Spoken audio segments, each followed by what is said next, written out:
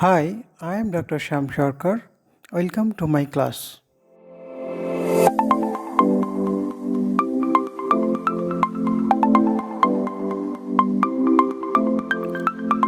So, my today's session includes crystal field theory. I will discuss about crystal field theory and assumption of crystal field theory.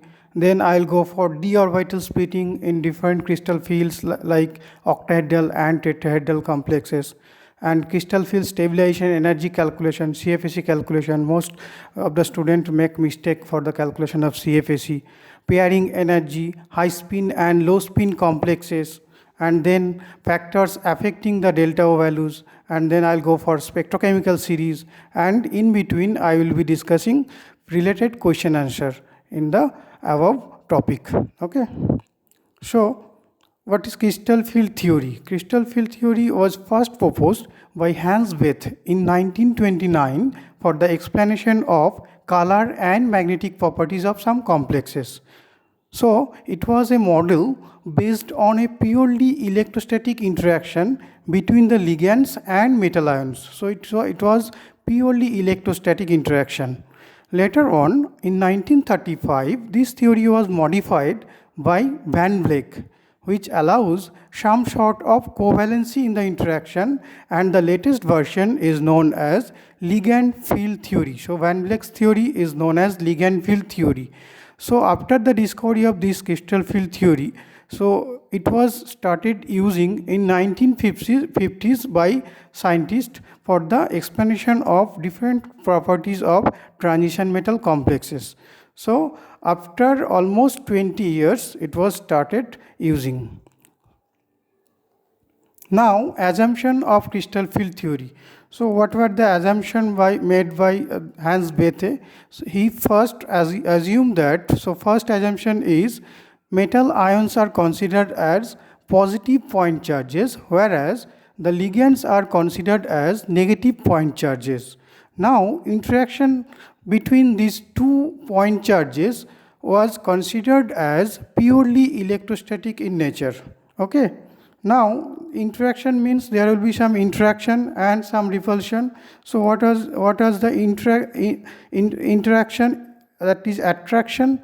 So attraction, electrostatic attraction exists between positive nucleus of metal ion and negative electrons of the ligand, which leads to the lowering of overall energy of the system and making the system more stable.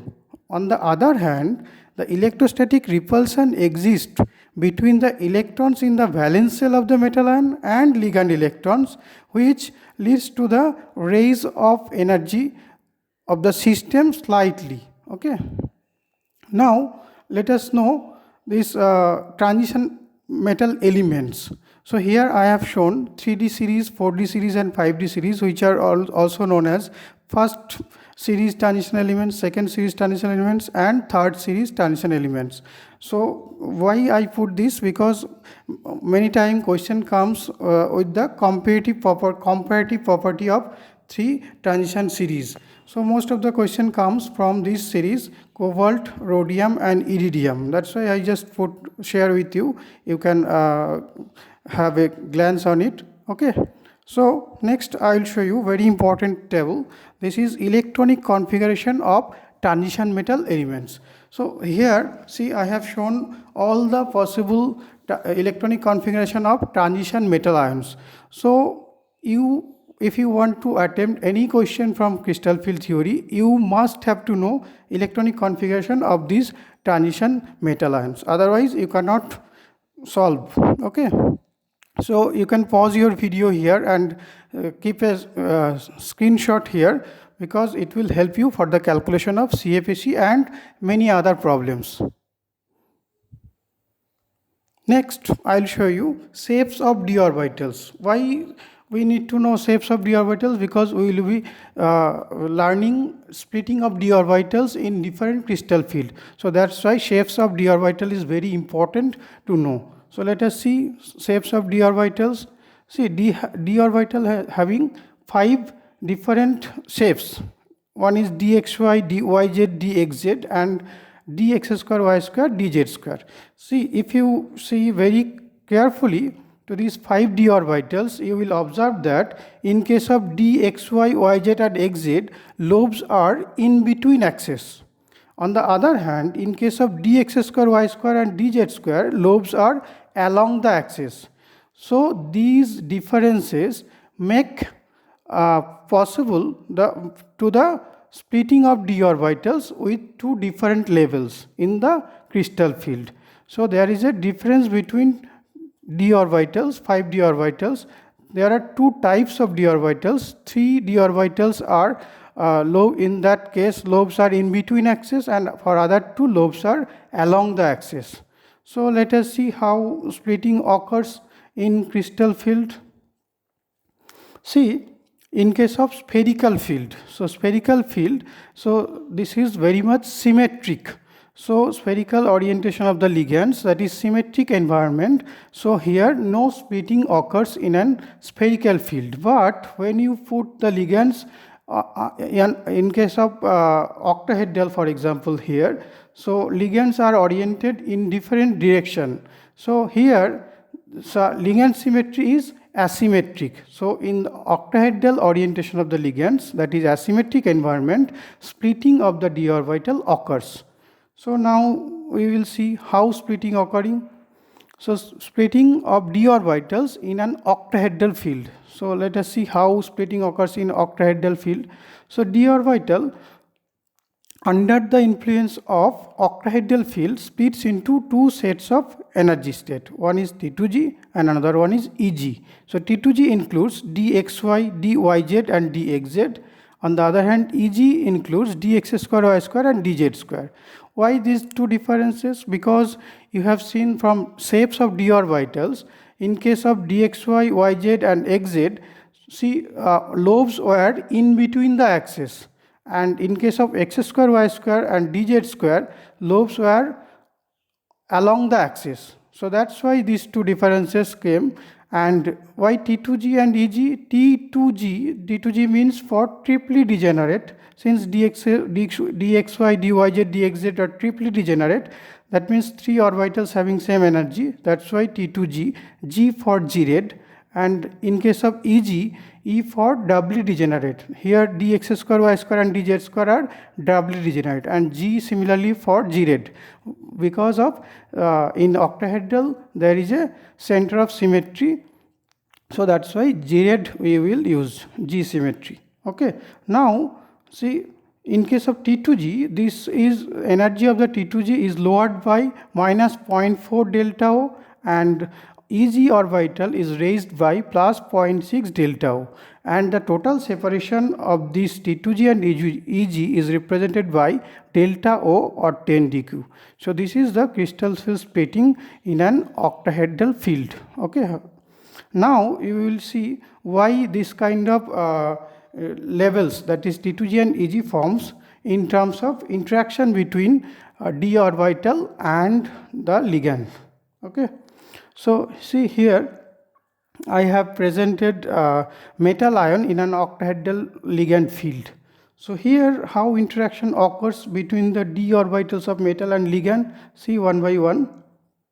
So in an octahedral field, see in case of dxy, since dxy, so lobes are in between the x and y axis, so here interaction is, repulsion does not occur, so lowers the energy. So here interaction occurs, that's why dxy lowers the energy. Similarly, in case of dyz and dxz, since lobes are in between axes, so here no repulsion takes place.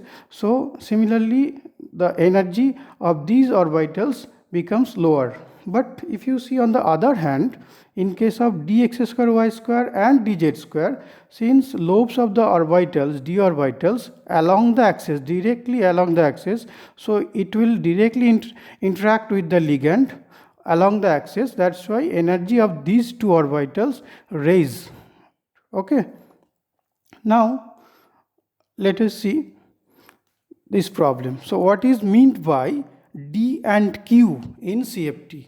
So what is D, what is Q? We represented, see, delta O equal to 10 dq. So dq were introduced in the quantitative treatment of the crystal field theory for the construction of Hamiltonian operator appropriate to the system. Okay.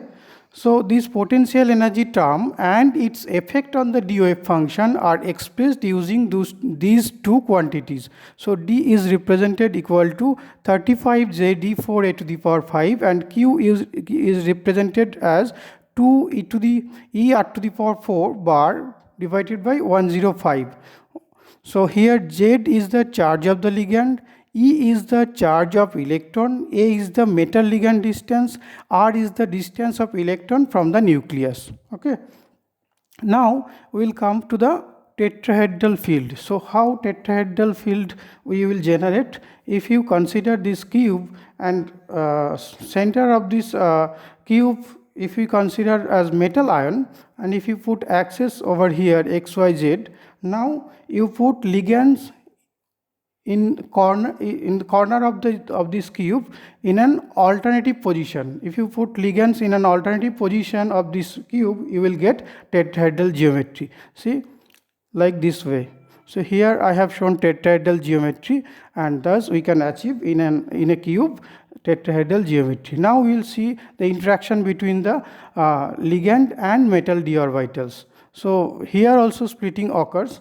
And if you see this diagram, see interaction here axis, that means lobes of the d orbitals are in between the axis. So here opposite phenomenon will happen, that means those d orbitals are in between the axis, so they will raise the energy, and on the other hand those d orbitals are along the lobes are along the axis, they will be lowered the energy. So let us see the splitting in the tetrahedral field.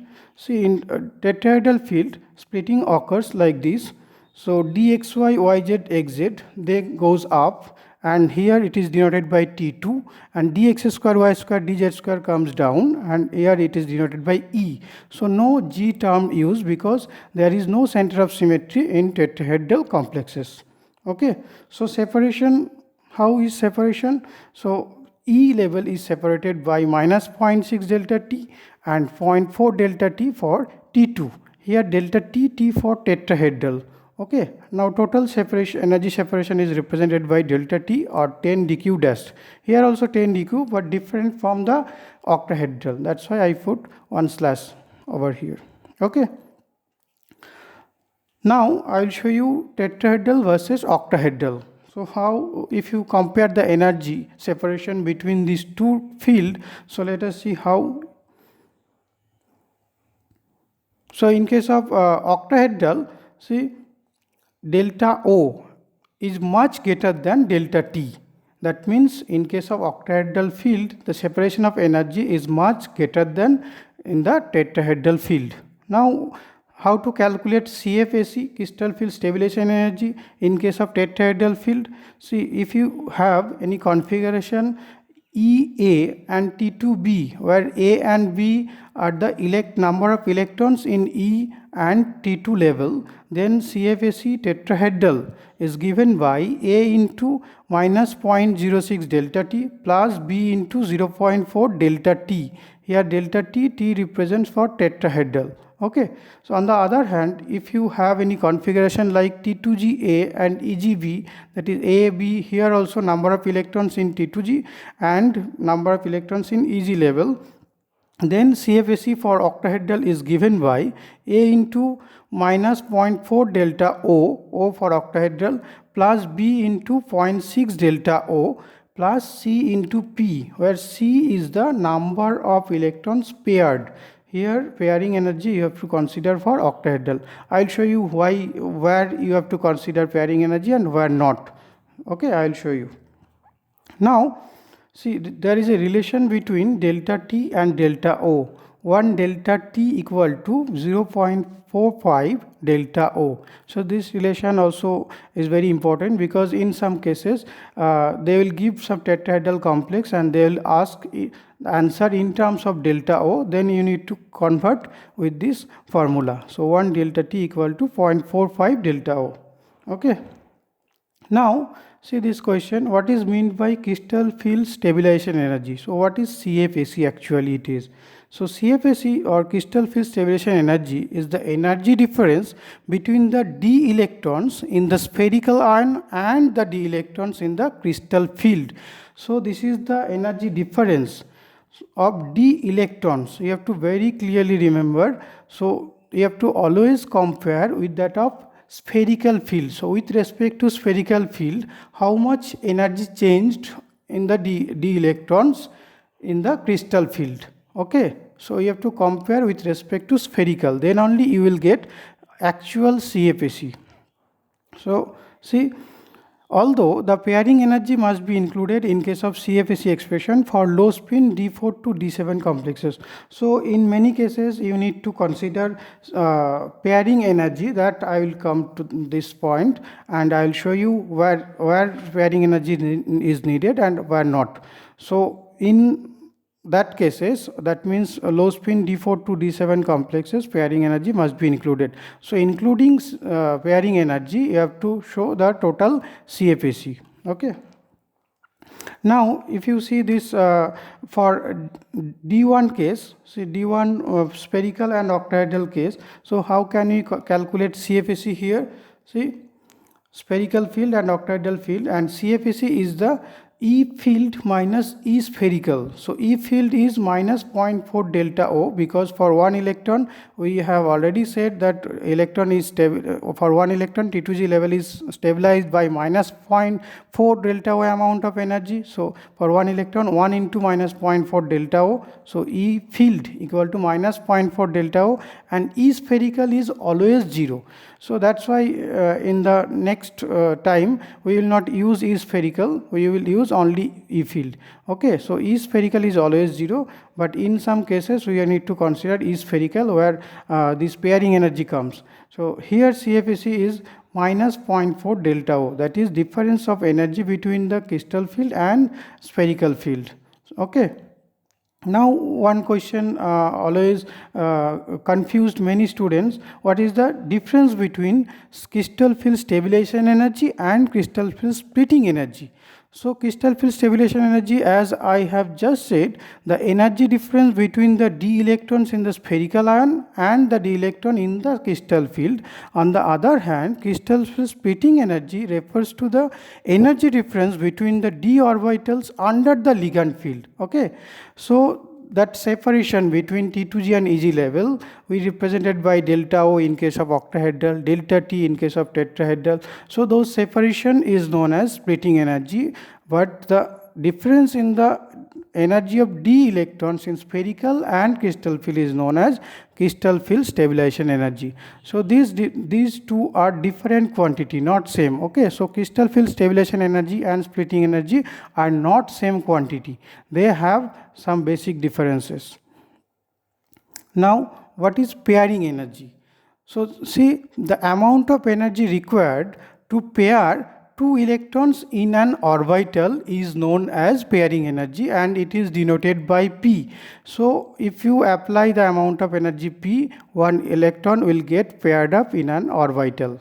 Okay, so this is pairing energy. Now in case of octahedral and tetrahedral complexes, there will come different phenomena with P. So for octahedral complexes, delta O may be either less than P or greater than P. So depending upon these conditions, there are two possibilities to form high spin complexes and low spin complexes. But in case of tetrahedral complexes, delta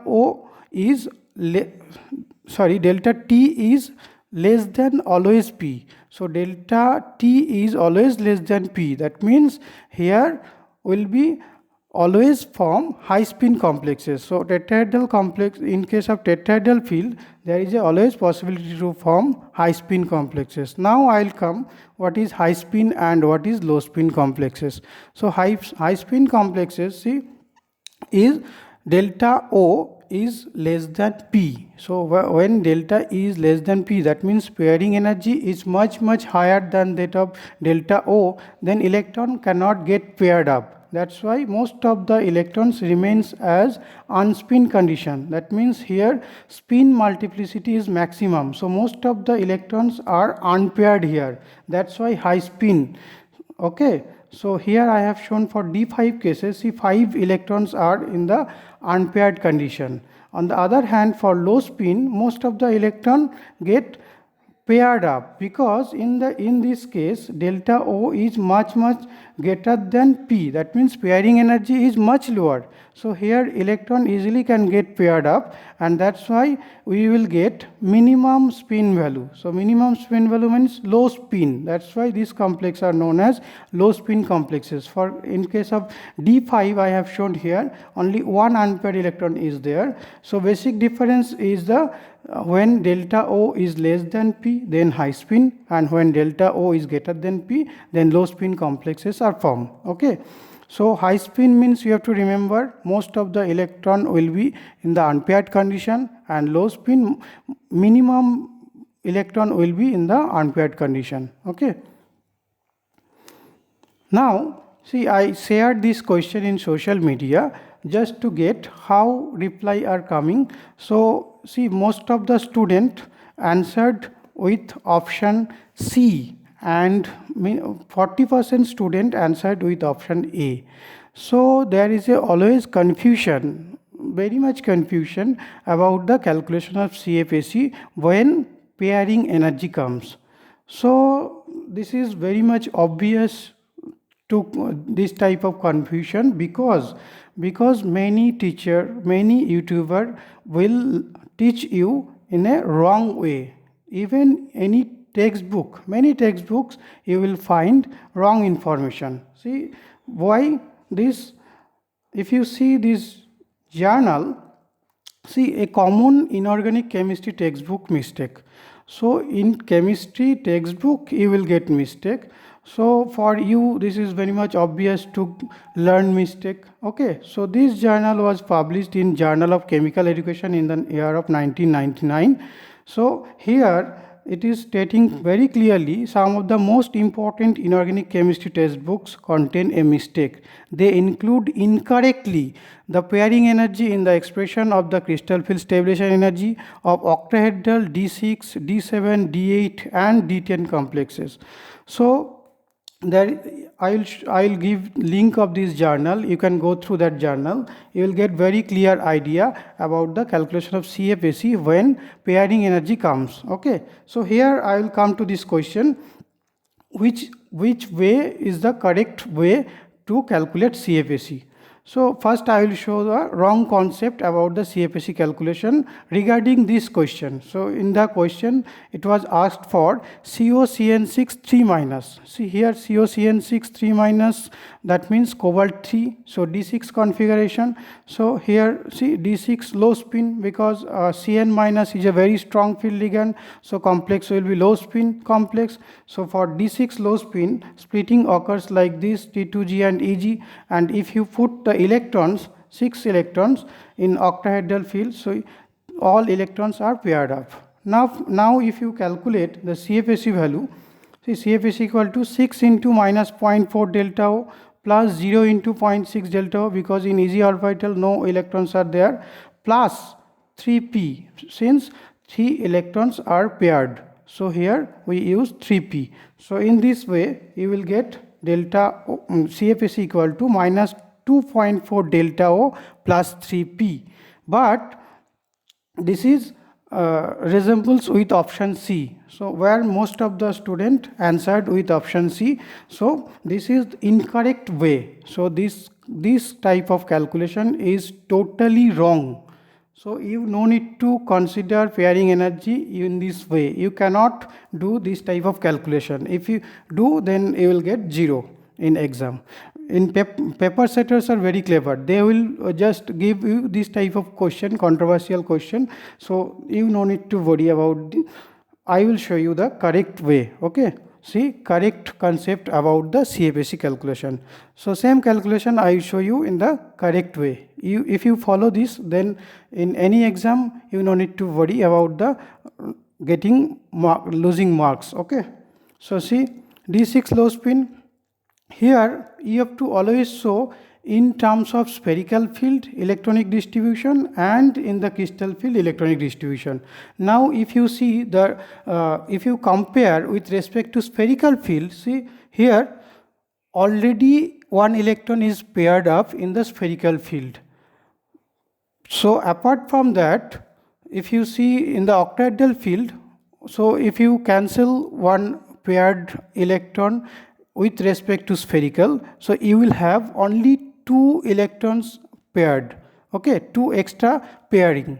So with respect to spherical field, only two extra pairing is there. So you need to consider here pairing energy as 2p, okay, not 3p, because you have to always compare the electronic distribution with respect to spherical field. So in spherical field already one electron is getting already paired, so with respect to that only two extra pairing occurred in the octahedral field. So CFSE will be calculated in this way: 6 into minus 0.4 delta O plus 0 into 0.6 delta O plus 2p, because two additional pairing happened in under the octahedral field. So here minus 2.4 delta O plus 2p, which resembles with option A in that question. So this is the correct way to calculate CFSE. So I will show you another example, D6 high spin. So D6 high spin, see here if you see electronic arrangement here in T2G, so one electron is paired up and 4 electrons are there in T2G and 2 electrons in EG. So naturally you will calculate the CFSE equal to 4 into minus 0.4 delta O plus 2 into 0.6 delta O plus 1p, since one electron is paired. So you will get answer like this, minus 0.4 delta O plus 1p, but this is wrong way. So here we have not compared with that of spherical field. See, this is very much wrong. But if you see the correct way, see D6 high spin, so electronic configuration you have to always compare with respect to spherical. So in spherical already one electron is paired up, so with respect to spherical field in octahedral field nothing new happened, okay, so it is already there. So here we will not get any additional p values because nothing changed with respect to spherical field, so there will be 0p in the calculation. So CFSE will be equal to as minus 0.4 delta O, minus 0.4 delta O. So there will be no P, okay. So you have to remember this point very carefully. Now, so following this correct way, I have calculated for D1 to D10, including high spin and low spin complexes. All the CFSE calculation I have shown step by step, and corresponding electronic configuration, and also additionally number of unpaired electrons and spin only magnetic moment, which was calculated by the formula root over of n into n plus 2 bm, okay. So spin only magnetic moment, so where n is the number of unpaired electrons. So if you see this chart, so here you will get a clear and correct concept about the CFSE calculation, okay. So here most of the question comes from this portion, that is D4 to D7, because in these cases high spin and low spin complexes have different CFSE value, but from D1, D2, D3 and D8, D9, D10 there is nothing changed in high spin or low spin configuration. Electronic configuration remains unchanged in both high spin and low spin complexes. That's why CFSE is same. So remember this chart, this is very important, and if you remember this chart, so other than this chart, so you will not get any new question. So all question will be answered from this chart. Next, you might see we have seen the splitting of d orbitals in tetrahedral and octahedral field. Now you may ask, does splitting occurs in s and p orbitals? So whether splitting occurs in s and p orbital, let us know.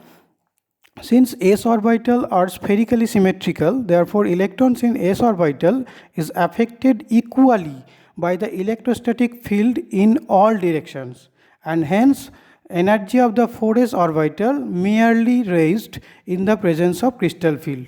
So there will be no splitting in case of s orbital. But what will be in case of p orbital? So in case of p orbital, electron is affected equally by electrostatic field. Hence splitting occurs, but they remains as degenerate under the crystal field. So there will be no differences between levels. So all px, py, pz will be remains at degenerate condition. Okay. So there is no use of studying splitting under crystal field in case of s and p orbitals. So now we will come another important point, factors affecting the delta O values. How delta O value depends on different factors. So there are three major factors. One is nature of metal, another one is geometry of complex, and third one is the nature of ligand. So these three are the important key parameters which affects the delta O values. Okay. Now we will see one by one details. So first one is nature of metal. So how nature of metal affect the value of delta O? See, charge on metal ion may differ the delta O value, oxidation state of metal ion, and principal quantum number n value of metal may differ the delta O value. So how charge on metal differs the delta O value? See, for a given ligand, delta O value increases with the increase of the charge on metal. So if you see this series, here you will see that delta O value increases from left to right. So with increasing the charge on metal ion, delta O value increases. Now come to the oxidation state. For a given ligand, delta O value increases with the oxidation state of metal. For example, in case of iron 2 and iron 3 will have greater delta O value than iron 2. And in third point, that is principal quantum number. So delta O value increases from 3d to 4d to 5d. So first to second to third transition elements, the delta O value increases. If you see this example, COCN whole 6 3 minus, RHCN whole 6 3 minus, IRCN 6 3 minus. So if you go from top to bottom, so delta O value increases, because here configuration is getting changed from 3d to 4d to 5d. So delta O value increases. Okay. Now geometry of the complex. For geometry of the complex also delta O value differs. It will be different for cubic field. It will be different for tetrahedral field, octahedral field, and square planar field. So now we will know few relation between these different crystal field. So delta T equal to 0.45 delta O. And there is a relation between delta square planar SP delta SP equal to 1.74 delta O, and delta C for cubic crystal field, delta C equal to 2 delta T equal to 0.9 delta O. So if you compile these three relation, so we will get this energy order, that is for square planar delta value for square planar complexes is much greater than delta value of octahedral field, is much greater than cubic, is much greater than tetrahedral. If you remember this energy order, you can solve an question if they asked, because I have seen in many competitive exam they will give this energy order in different orientation, and you have to pick up the right answer in this way. So square planar is having higher energy than octahedral, than cubic, than tetrahedral. So remember this series. Okay. Now nature of ligand. So how nature of ligand varies the delta O value. If weak ligands approaches to a metal ion, after splitting of d orbital, the energy gap would be small and hence lesser delta value. Okay. But on the other hand, if strong ligand approaches to a metal ion, after splitting of d orbitals, the energy gap would be small and hence greater delta value. Okay. So delta for weaker ligand is much less than delta for the stronger ligand. So from this dependency of weaker ligand and stronger ligand, one new thing came, that is spectrochemical series. So what is spectrochemical series? Spectrochemical series is a series in which the ligands are arranged in a series with the increasing order of their delta value or field strength in a given geometry is called spectrochemical series. So if you see this series is the increasing order of delta O value. Okay, so this is studied in case of octahedral complexes, and if you see from I minus to H2O, these ligands are termed as weak field ligands. Okay, and from NCS minus to CO, these ligands are termed as strong field ligands because they have higher delta O value, and the first one they have lower delta O values. So weak field ligands have smaller delta value and strong field ligand have larger delta O. Now we know one relation, that is delta is proportional to delta E. Energy difference is proportional to 1 by lambda. So delta is inversely proportional to lambda. So smaller delta O represents longer lambda and larger delta values represent shorter lambda. So you have to remember this relation because question may come from this portion also. See this question. So using the spectrochemical series given below, which one of the following complexes would be expected to absorb light of the shortest wavelength? So see, 4 complexes are given.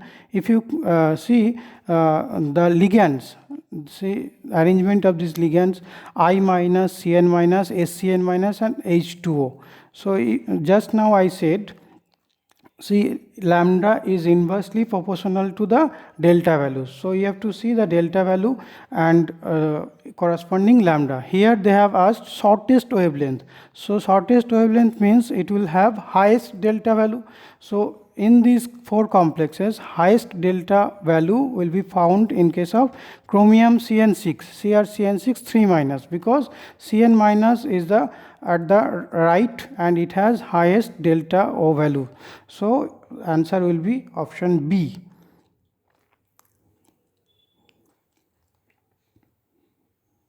Now some important points you need to remember here from this spectrochemical series. If you look at this ammonia, position of ammonia, ammonia is placed in the middle of the spectrochemical series and it is mostly act as strong field ligand, but sometime it may also act as weak field ligand. So controversy comes whether you should consider as weak field ligand or strong field ligand. So ammonia can be considered in both ways. In sometime it act as weak field and sometime it act as strong field. So when we need to consider strong and when we need to consider weak. So for that you have to remember this point. When a metal ion having higher charge is interacting with ligand ammonia, it acts as strong field ligand. But when metal ion has lower charge, then it acts as weak field ligand. Okay, so if you remember this point, because question comes with this ammonia ligand, then you need to pick up whether this is strong field or weak field. So remember very clearly, when it will interact with the higher charge of the metal, then it acts as strong field, and when it interact with the lower charge of metal ion, then it acts as weak field ligand. For example, in case of cobalt 2 and cobalt 3, see cobalt 2 is having lower charge and cobalt 3 plus is having higher charge. So ammonia acts as weak field ligand with cobalt 2, and with cobalt 3 it acts as strong field ligand. See, so you don't get confused, you know the appropriate answer and you will get the right answer from this if you remember this point. Another point to remember, almost all cobalt 3, that is D6 complexes, are low spin except COF6 3 minus. So this is very much exceptional, that's why question comes from this portion. So you have to remember most of the cobalt 3 complexes are low spin except COF6 3 minus. Even weak field ligands are used, then also cobalt 3 complexes are low spin. So for example, COH2O whole 6 3 plus, COH2O whole 6 3 plus, H2O means weak field ligand, and in that case also they will form low spin complexes. So only exceptional is COF6 3 minus. In that case the complex will be high spin. Okay. Now if you see this problem, calculate the octahedral crystal field splitting energy in kilojoule per mole for FeCN6 4 minus if the wavelength of the most intensely absorbed light is 305 nanometer.